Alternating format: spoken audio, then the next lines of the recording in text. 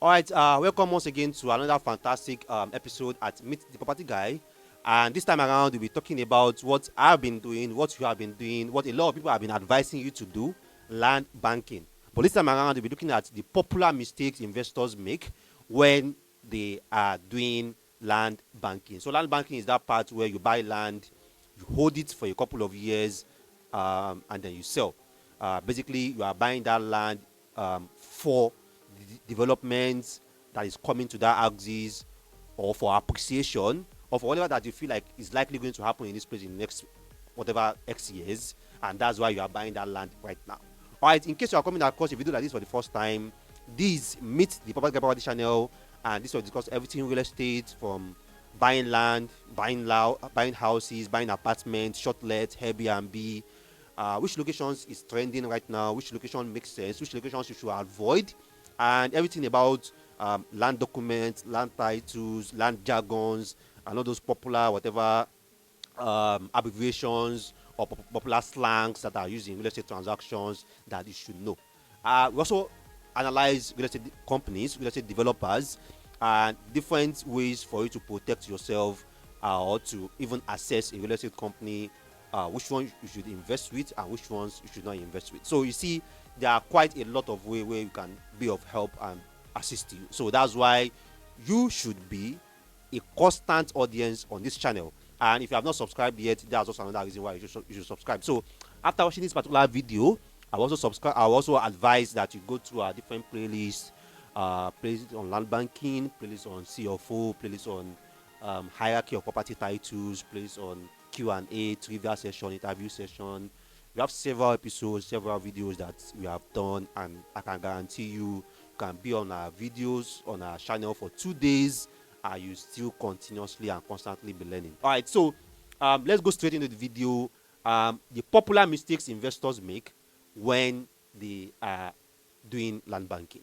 All right, so the first thing I'll be talking about here is acres versus plots, and this is where a lot of investors really they get confused. They see a good deal, fantastic location, fantastic offer, and they are swaying between, should I buy acres here or should I buy plots here? I think I've done like around 3 topics about 1 plot versus 6 plots, 2 plot versus 12 plot, and so on. Buy an acre here, buy 1 plot here, and so on. But this is also a very, very common pitfall for a lot of investors, where you are going to wonder, oh, I bought acres, I should have bought plots. Oh, I bought plots, I should have bought acres. So now, there are a couple of things that you should look at in a particular offer or a particular deal for you to decide, should I buy acres here or should I buy plot here. The first thing you should look at is the title. What's the current title of that property?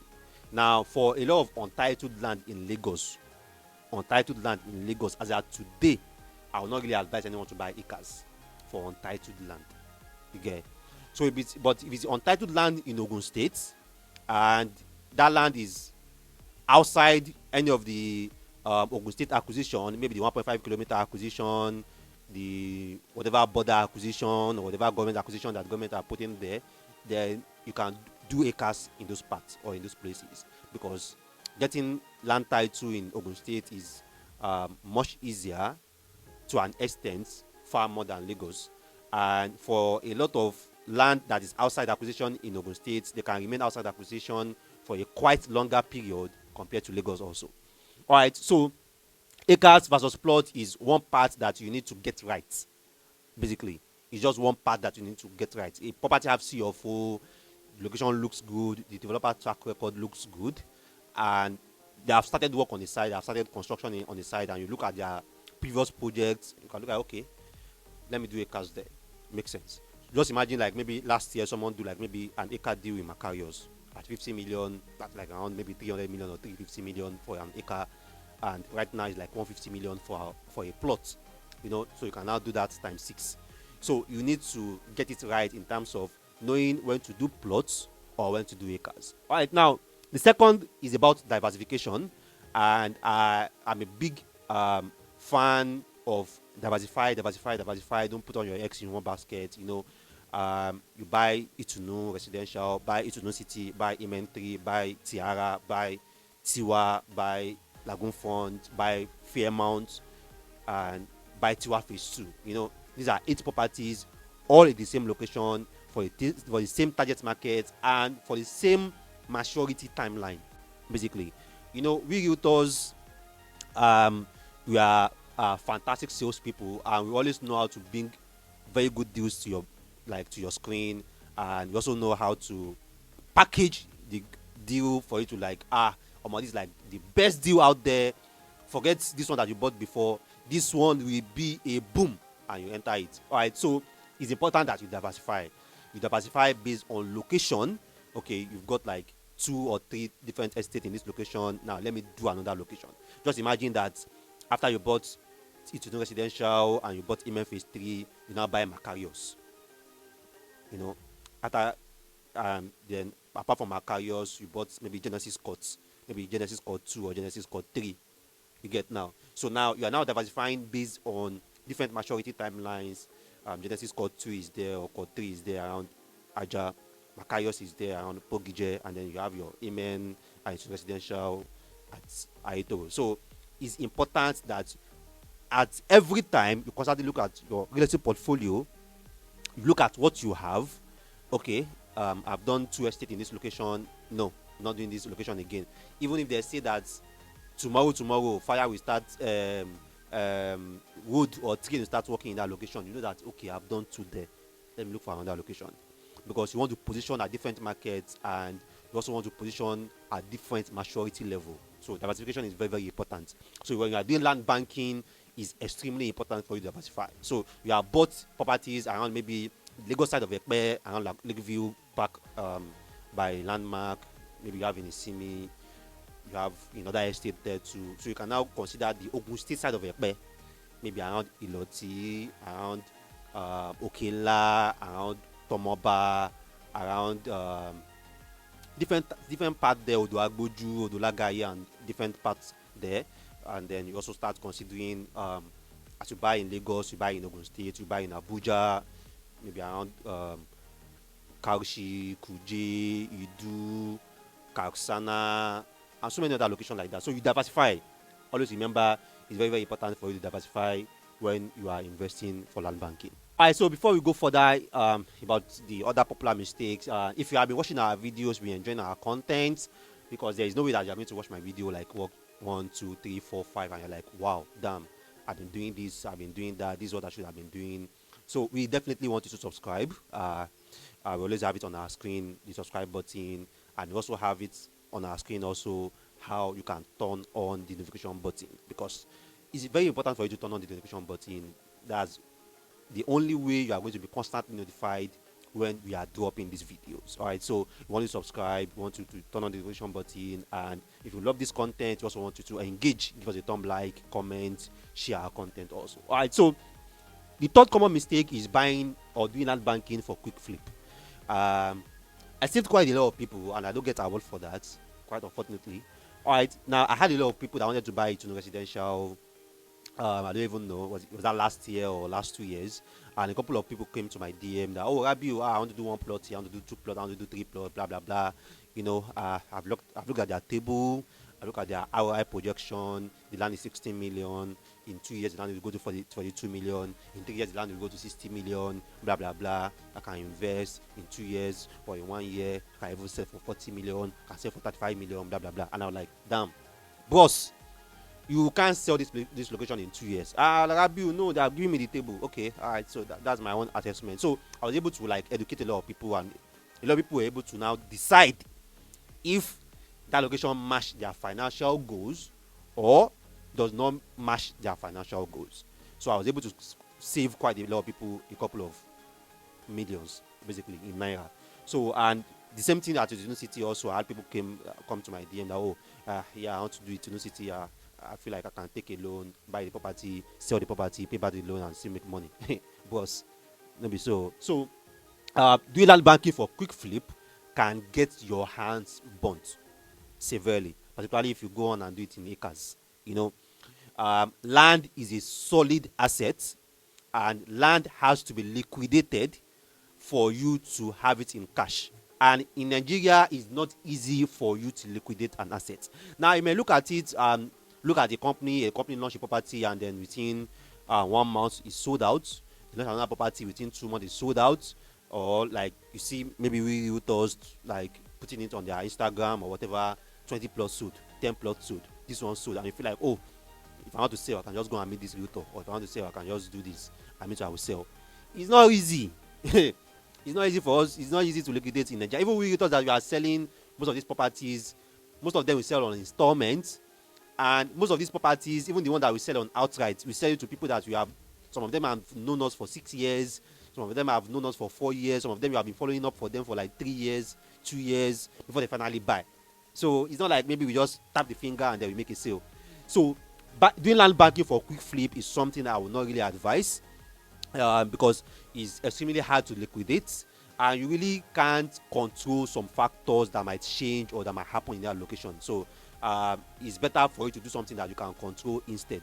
So, and that's why I mentioned it in a video that there are some situations when you should not buy land. That's the truth. There are some situations where you should put your money in something that is more liquid instead of putting your money in land. If you know that your business, your lifestyle, your financial level currently, you are always going to have financial emergencies, then doing land banking is not for you. That's just the truth. You need to attain some level of financial stability before you can now start doing land banking and intending to hold for 10 years, for 15 years, and so on. So quick flip, no. All right, another common mistake is possession, and I'll start clamoring for this in my videos now to start advising our investors. Please, when you buy land, even if it's in an estate, please take possession. Even if it's in an estate. Yeah, I know the companies that have given your survey plan, that are giving your deed of assignment, that have fenced the estate, that have gated it, that have did it, but you too go to that property and put up a sign that someone have taken this land. This land already belongs to someone.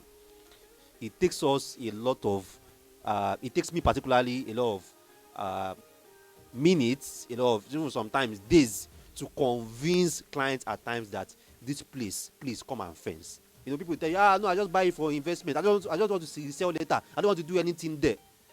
You still have to do something there. That's the truth. Even if your plan is just to resell, you have to do something there. Possession is extremely important. You have to look at your land and look at what can you do there. What can you improve on the property? And one of the ways that you can improve a property is to take possession of that property. Do a fence. Do a fence on that property. If you can't do a fence, put someone there. Maybe have someone staying in you have someone staying in Bejuleki. They can constantly go there, or they can constantly monitor the property by clearing the property, planting on the property, just to show that, okay, someone have taken possession of this property. So please, investors, some of you have bought your land in Ekpe 3-4 years ago. Since the day that you have been allocated, you just go and put the document somewhere. You don't send anybody to the property. You don't have any update about the property. You just know that you have one land somewhere. It's not like that though. You can't make your billions that way. A land that you buy, you have to follow up on it even after you have been allocated. That is truth.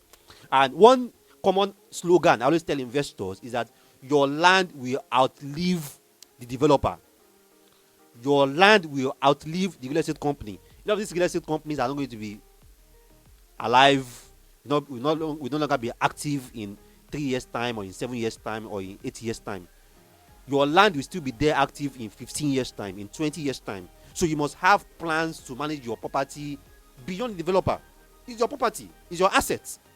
So ensure you take possession of your property, all your properties, anywhere that you have it in Ibadan, you have it in Ijebu, you have it in Abuja, and so on. So one of the things that I constantly do is, whenever I go to our location, I always collect the surveyor's number in that place, so that in case I want to do anything on that land in the nearest food show, I can call the surveyor. Surveyor, this also person, this also land that you allocate for us as also place, please block so number plus so number. I want to do so thing there. How can you help us? So they can help me to find bricklayers around that axis, find workers around that axis, and I can do whatever I want to do there, or even monitor that property and so on like that. So possession is extremely very important when you do land banking. So please stop buying land for investment that I just want to buy it to resell. Some of you will not even collect allocation. You just pay for the land, you not collect survey, you not collect this one. You say, I just want to resell the land later. You want to resell the land that you don't have physical access to. It's not possible. And when you have been allocated, also you need to also try to do something on that land. You know, if it's not an estate, you can just go there and do foundation around it, or do a security house maybe at the back or at the front and put someone there, so that at least you know that someone is there monitoring your land for you. So possession is highly important, and these are the common mistakes that you need to avoid when you are doing land banking. So if you have questions for us, you need us to assist you with anything about a land that you have bought, a land that you are about to buy, you can drop a comment. You can drop a comment here. I always attend to our comments. Our comments are always open. I can give you my own guide, give you my own advice, give you my own suggestion. And a couple of you guys also like wonder, Rabiu, what do you do? Rabiu, what are your services? Me, the property guy. I don't even know what. Are you a surveyor? Are you this? Are you that? We handle portfolios. We manage portfolios. And when you guys have gone on done your investment, don't buy this one, buy that one, buy this one. We are the people that you are going to come to and like, okay, we look at your portfolio and we tell you that okay, your portfolio is balanced, your portfolio is imbalanced. This is what you have to do to protect your portfolio. This is what you have to do to improve your portfolio, and so on and so. This is how you are going to make your portfolio profitable. So someone like me is who you are going to talk to, really. So, and if you are really serious about your real estate portfolio, real estate investment in Nigeria, in Lagos, trust me, you just have to talk to someone like me. It's important. You can't avoid it. All right. So, and very soon also, we're also going to be announcing some of our products. We have a lot of products that we are planning to, that will be directly from us basically. So that will be directly from me, the property guy. So we have a couple of investment SPVs, investment models, investments, plus tech that we are really building right now, and I feel it's going to assist a lot of you in making your investment more profitable, more liquid, and also more analytical. So kindly also stay tuned to that. And so I see you in the political in the planet, your property advisor, property consultant. We appreciate you guys a lot. Your viewers, your audience. If you are doing this content, you don't watch it, it's useless. They're just going to be there. So we appreciate you guys like sacrificing your time, sitting on your screen to watch us. You are really the MVP. And till we see you again, we love you.